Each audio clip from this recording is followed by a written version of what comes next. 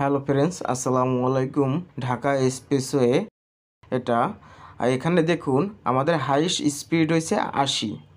সেইখানে আমার গাড়িটা টানিয়েছে 80 স্পিড। তাহলে বুঝুন আমাকে যে গাড়িটা ওভারটেক করে গেছে তাহলে সে কত গতিতে ছিল। তাই আমি বলবো আমাদের গাড়ি চালক ভাইদেরকে, ভাই আমাদের স্যার ম্যাডাম যারা থাকে তারা কিন্তু কোনো সময়ই বলে না যে তুমি স্পিডে চালিয়ে যাও, তাড়াতাড়ি যাও।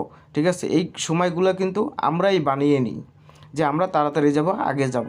কিন্তু ভাই শুনেন, একটি দুর্ঘটনা যদি ঘটে যায় এটা দায়ভার কেউই নেবে না।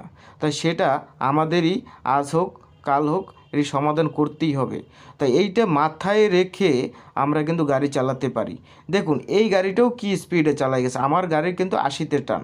তো এই গাড়িগুলো টানা যাচ্ছে, এটা কি আমরা যে গেমস খেলি মাঝে মাঝে ফোনে, যে এক গাড়ি ওভারটেক করে গেলে ফার্স্ট হব, সেরকমভাবে আমরা গাড়ি চালাবো না কেউ ভাই।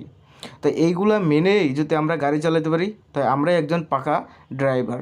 তাই সেই জিনিসটাই মাথা রেখে গাড়ি চালাতে হবে। আমাদের গাড়িতে একটি প্রাইভেটে 3 থেকে 4 জন লোক বসে থাকে, তাদের জীবন কিন্তু আমাদের হাতেই থাকে। সেই জায়গাতে আমরা একটি ভুল করি, সেই ভুলের মাসুল কিন্তু আমাদেরই দিতে হবে।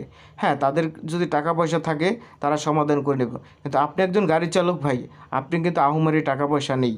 আপনি কিভাবে, আপনার একটি দুর্ঘটনা ঘটলে আপনি কিভাবে সমাধান করে নেবেন সেই সুযোগ কিন্তু আপনার নাই। হয়তো বা কারো হাত পেতে বা কারো কাছ থেকে হাত পেতে আপনি টাকা এনে তারপর চিকিৎসা করতে হবে। যেরকম দেখুন এই যে বাসটি চলে গেল, সে কিন্তু বামের লেন দিয়ে যাচ্ছে, সে কিন্তু ডাইনে ইন্ডিকেটার দিয়ে রাখছে। তা এই পিছনের গাড়িটাও কিন্তু কনফিউজে আছে, সে কোন দিকে যাবে। তো এইগুলো যদি আমরা সচেতন না হই তাহলে কবে সচেতন হব বলুন তো।